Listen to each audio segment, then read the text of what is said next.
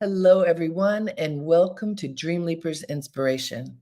I'm your host, Harriet Cole. Honored to be here with you today to share this moment when we pause, where we go inside, where we seek the inspiration that will keep our cup full as we move through our day. I am grateful for all of you who have been connected to me through Dreamleapers Inspiration since the beginning, and those of you who have come in recent days and weeks. It's important to gather with like-minded people to seek the positive.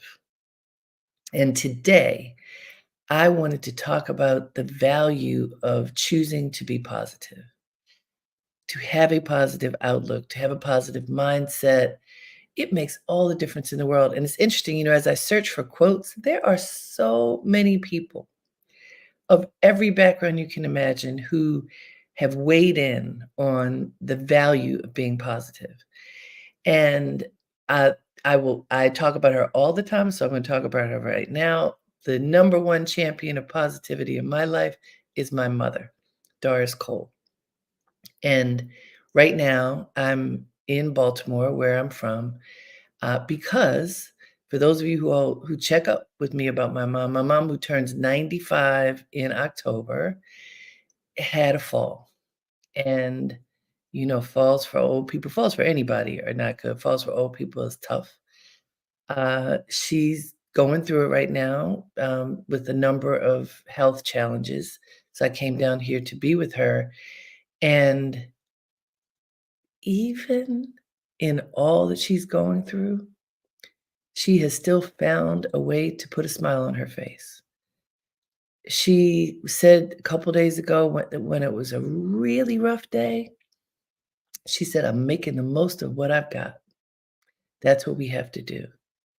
And she always says this, but to say it on a day that was an unstable day just for her health, for her life, and she was still claiming the positive. And really, every single medical professional who came into her room, not even the person taking out the trash, um, the nurses' aides, the techs, the doctor, she thanked each one of them for whatever they did.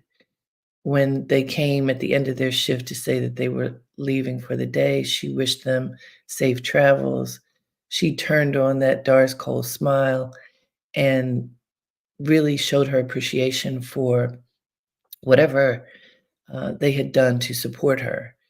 It was it was conscious act, but also it is just who she is. She chooses to be positive pretty much in every moment. So then there were 2 days when there was no smile, pretty much. Her light was dim, she was really tired, and it is totally noticeable if somebody is always finding a way to draw out the positive, and then it wasn't there. She was quiet. I mean, for all the real reasons she wasn't feeling well, but she wasn't able to drum up that light. And you can imagine how worried I was sitting there with her. She didn't really wanna talk. But then her great-granddaughter, Harper Grace, came in, and and Harper Grace's mom, Corey Morgan, my niece, said, "Okay, I know you don't want to take a picture now, Mama, but we're going to take a picture of you and Harper Grace." As soon as she heard picture, Harper Grace turned, stood next to her. She's in the bed. She turned up that smile. Boom, gave the smile for the camera. She found the energy to just draw the light into her and share it. And it was a beautiful thing. It was a beautiful thing to see her. She understands that that was really important for the baby who just turned 4, and but she's gonna be the baby until there's another one. She understood also that she said, when she comes, I might scare her because I'm not my regular self." And there was nothing she could do about that because she's in the state that she's in. Why am I telling you all of this? Because it's not so much about my mother, even though I do talk about her, but every person I talk about, every story that I tell, my intention is for it to shine a light for you, for there to be something in it for you, not just it when it's my story, that it is my story. For someone who is closing in on a century of life, who has had many challenges, as we all have, to continue to be positive, to choose to be positive, to rally for that as much as possible means something. It tells me that when I'm feeling down, when I'm feeling worried, when I'm feeling sad, when, angry, whatever the emotions are that can be crippling, debilitating, can just take your energy away, that I don't have to continue on that path. You don't have to continue on that path. If you feel some kind of extreme energy that is not serving you well, let it go. Even in the weakest moments, even in what we might call the darkest moments, even in the uncertain moments, you can choose to be positive. Now, by the way easier said than done. I can sit here and say this to you knowing that, hey, for me and my family, sitting with my mom while she is suffering, it's hard. It's not the bright and cheery moment. But what I did the other day that was something that I recommend to everyone who has elders, but it can also work with anybody in your life. We were sitting, well, my mother's in the bed. I was in the room with her, and I, well, she had received a diagnosis that was not something we wished that we heard, and a setback, and she was thinking about it, and so she started telling me her wishes for when she leaves the planet. Now, my sister Stephanie's here all the time, so she's heard these, I hadn't heard, and so she's telling me she wants to be buried next to my father, who is in, I think, Arlington National Secretary, because he was cemetery. He was, in World War II. So it's a veterans military, cemetery, and she's telling me this and that. And I said, "Well, tell me what else you want." And then, "Well, tell me a story about your mom," for whom I named my daughter Carrie. "Tell me a story about your dad." So, older people often have X-ray vision memories of the past. And she started telling me with great delight things about her parents, things about her childhood, some that I knew, some I had never heard before. And I started taping them. And the way I was asking the question, something, she said to me, "Are you writing another book?" She said, "This sounds like you're writing another book." And I said, "Well, right now, the book that we're recording is your book." And, oh, she got the biggest smile on her face. "Okay." And then I asked her a few more questions. We probably had this little question and answer session for about an hour, which was a lot of energy for her, but she delighted in sharing the stories. And I recorded them. So Harper Grace, who is 4, will be able to hear her great-great-grandmother's voice, her great-grandmother's voice, when she's an adult. Why do I tell you this? We changed the narrative. We had gotten some news that we didn't wanna hear. Rather than wallowing in that, we started, uh, excavating memories that were wonderful, that were happy, that were things that she could recall from 100 years almost of life, 94 with a few days till 95. Being optimistic, choosing the positive gives you energy. It lifts your spirits. Sometimes it can feel impossible to go there, to move out of a dark space, to get out of, a place that may feel heavy. And I'm not saying that it's easy to do. I am saying it's worth the effort. This conversation was an energy changer. My mother got more light in her face. She was brighter. She was happy. We were just enjoying memories of her life. And we can do the same thing. We can choose to dwell on negative things that happened in the past, that, get us agitated, or we can think about positive things and focus our energy on that. So there's a wonderful quote that I found, and like I mentioned, I've found all kinds of quotes, but there's one that I want us to take a look at, and it says, "Optimism is a happiness magnet." Think of that. Optimism is a happiness magnet. If you stay positive, good things and good people will be drawn to you. And this is from the Olympic athlete Mary Lou Retton. Let me read it to you again. Listen carefully. Optimism is a happiness magnet. If you stay positive, good things and good people will be drawn to you. Do you believe that? I absolutely 100% believe it. I'm going back to my mother again. And I was telling her this story. She was remembering things. I was remembering things. When I was at Howard University, and she would come to visit. So my mother's a glamour girl. She would come at that time. By the way, my mother went back to work after having retired for 15 years when my sister Stephanie was born. She went back to work to put me through Howard because my father wanted us to all stay in state school, so he wasn't paying. My mother got a job to put me through Howard University. Thank you very much.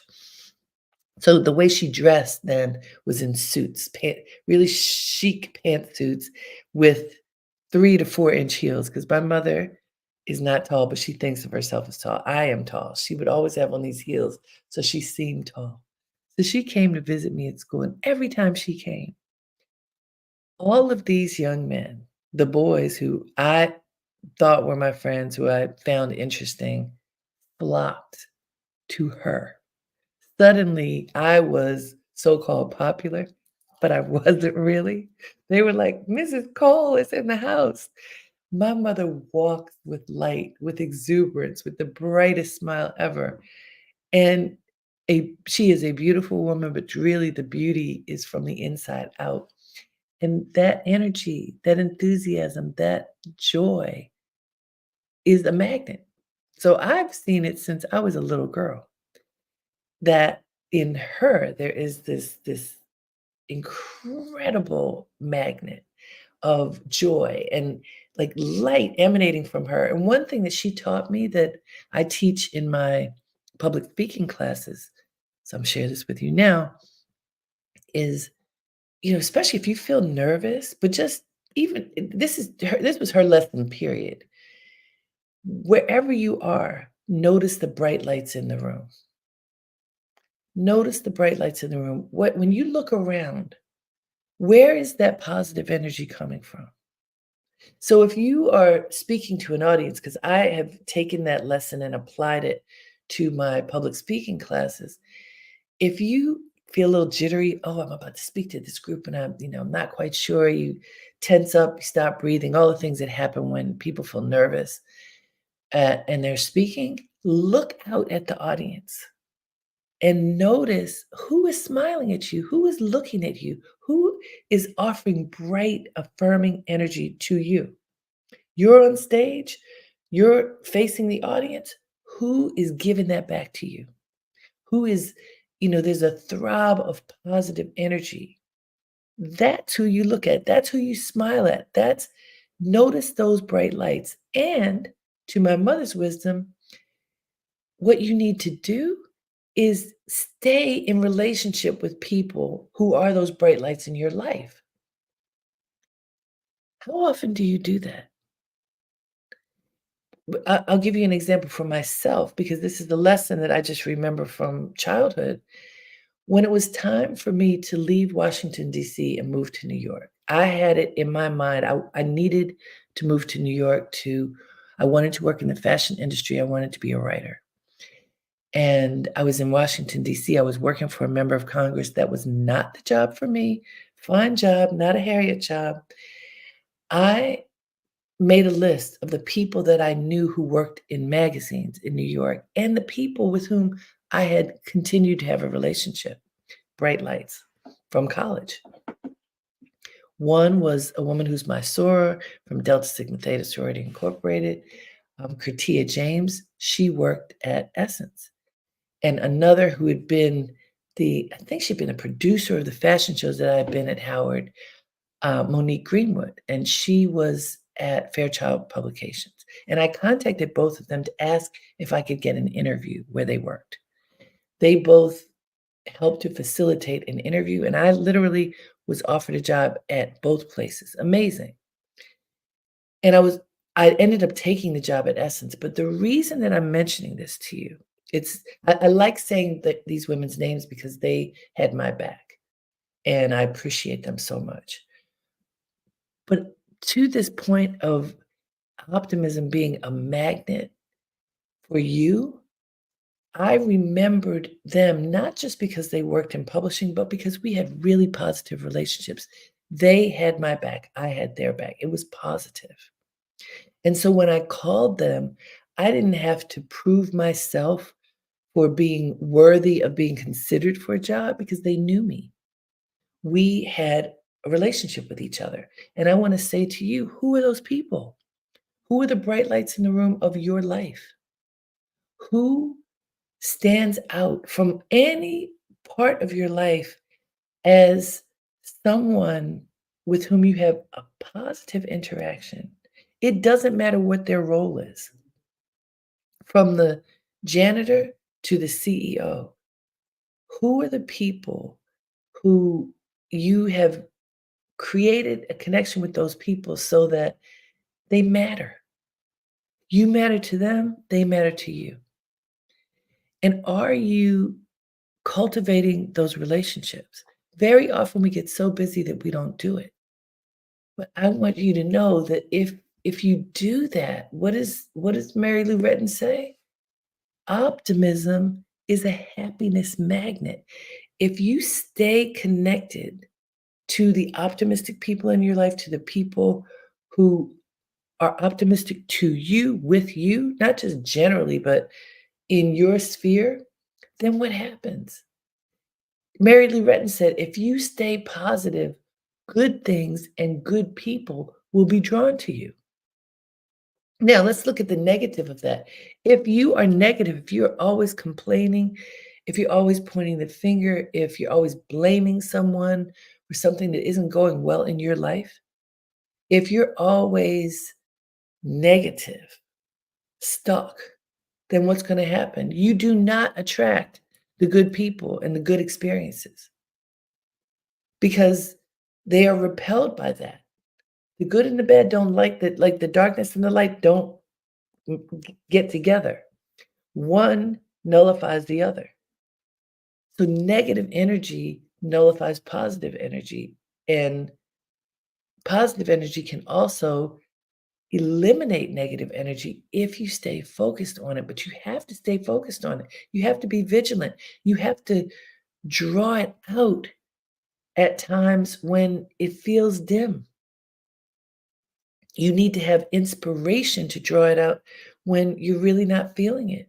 You have to be able to make the choice to reach for positivity and optimism, even when you may feel tired, you may feel worn out, you may feel sad, you may feel whatever those feelings are. Do not allow the inertia of negativity to stop you. It takes energy and effort. It takes a tremendous amount of effort. So, like last night, I said to my mom, today we learned, today she's going to do PT, physical therapy, and occupational therapy. They're going to begin because she's been in the bed for almost a week. Even a young person in the bed for almost a week will have some atrophy. Somebody 94, almost 95, it's even more. And so I said, tomorrow you're going to have a lot of energy and choose to work hard, to move, to do whatever they ask you to do so that you can get better. It's going to take energy. So you have to go to sleep tonight, sleep well so that you have the energy for tomorrow. So it was, let's get the mind right for the effort. Do you do that? Do you set yourself up for success by saying, okay, here's my goal. Here's what I have to do. Here's how I can get the energy, the focus, the support, whatever is needed in order to walk toward that goal, in order to accomplish that goal, because I am not allowing myself to get distracted or to not muster up enough energy to do it. How often do you give up before you've even started? How often do you give up because you think it's too hard? Because, "Ugh, I can't possibly do that." If you're honest with yourself, it could be that you give up more than, certainly more than you should, but more than you need to. So one of the things that I do in order to help myself to have energy to accomplish whatever next is, I make big goals. The business Dreamleapers, I make the big dream. What do I really want? And do I make a big enough dream that it's worth reaching for? What do I really want for my life, for my family, for my friends, for my community? What do I really want? That's big. Is it big enough? And then what are the steps to manifesting that? Now, this is the most important part. Break down the dream into manageable steps that you can accomplish in bits. So, if you have a fitness goal, what is the goal? What's the big goal? And then what are the steps to get there? How are you eating? How are you moving? How are you sleeping? What are all of those things that you can do in order to get to this giant goal? And you write it down, today, walk a mile, walk 2 miles. You do it, you check it off. Today, drink however many ounces of water. You do it, you check it off. Today, eat lean food. You do it, you check it off, right? Whatever it is. Oh, Jennifer Smith from Baltimore wrote, I remember your mom as always being a positive, joyful woman. Please tell her that I said hello and I hope she has a nice day. Thank you, Jennifer. Thank you so much. And really, that's it. All we have is the day that we're in. And what makes it nice? Well, I know for one, she's really happy that I'm here. And the fact that I could be here means that my sister Stephanie, who is the one who always has to do everything because she lives here, she's the person who's, my mother's right arm, she could have a break. She could take care of herself and go on the trip that she had to go to for work today because I'm able to be in Baltimore and work, but also be with her. And I will definitely give her your love and blessings, Jennifer. That's what we do. How do we make each day a nice day? By treasuring it, by seeing the positive in it, by looking for those moments when we can experience the bright light. And so every person, I said, who comes into my mother's room is greeted with a sincere greeting. Even on those couple of days when she was down, she still thanked each person who helped her. She found the energy to express her gratitude. She didn't just look away or any of that. She connected, even if it was just for a moment. Not the energy of a smile, but the energy of gratitude. Powerful. What do you do to fill your cup? What do you do to soothe your soul, your spirit? Do you think about it? I'm here to tell you what a big difference it makes. The energy shift that happens when you choose to see the positive. Like Mary Lou Retton says, you attract the good people. Optimism is a happiness magnet. So some of these people who are coming in the room, hey, who knows if they're being positive with everyone? I hope so. They're really excellent. I know for sure you feel good when you do your job and it is acknowledged, no matter who you are. You feel good if somebody says thank you. Somebody says thank you for doing what you do in such a kind way that is taking care of me. Thank you. Thank you is something we do not say enough, or sometimes not with sincerity. But when you offer gratitude with sincerity, what you get is the goodness of people kind of blossoming before you. People will go the extra mile. When you are optimistic, and let's look at Mary Lou Retton's quote again because it's really powerful. Optimism is a happiness magnet. Think of this, a happiness magnet. Magnets draw things to them. Whoosh, right? What do you draw to you? What kind of energy do you draw to you? If you have the energy of happiness, of joy, of positivity, you're going to draw that to you. If you stay positive, Mary Lou Retton says, good things and good people will be drawn to you. Have you ever noticed when you have a really good attitude and you're focused on something very specific that you want for your life, a person appears. Like, how did that person just appear? From where? Exactly what you need shows up. What? How did that happen? How in the world did it happen that this just showed up? Well, because you attracted it. You attracted what you needed. You were open to receive whatever it is that you needed. This happens every day, people. It can happen to you every day that you can draw toward you what you need. Now, if you are a person of faith, this is often called grace. This is called God's grace coming to you. If you're not a person of faith, it's okay. It still happens. The universe is supporting you.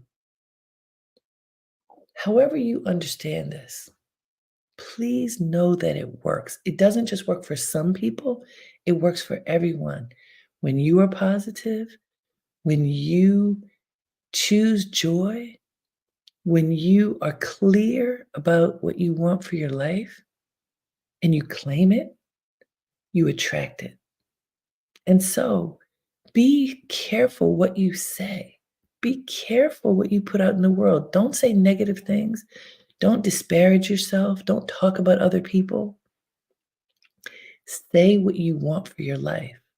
Say what you want for others. And if you find yourself in a negative place, but mainly you're positive, what will likely happen is that the people who care about you will hear that negative thing and they'll have your back and they'll do their best to help you to stay positive, to help you to course correct.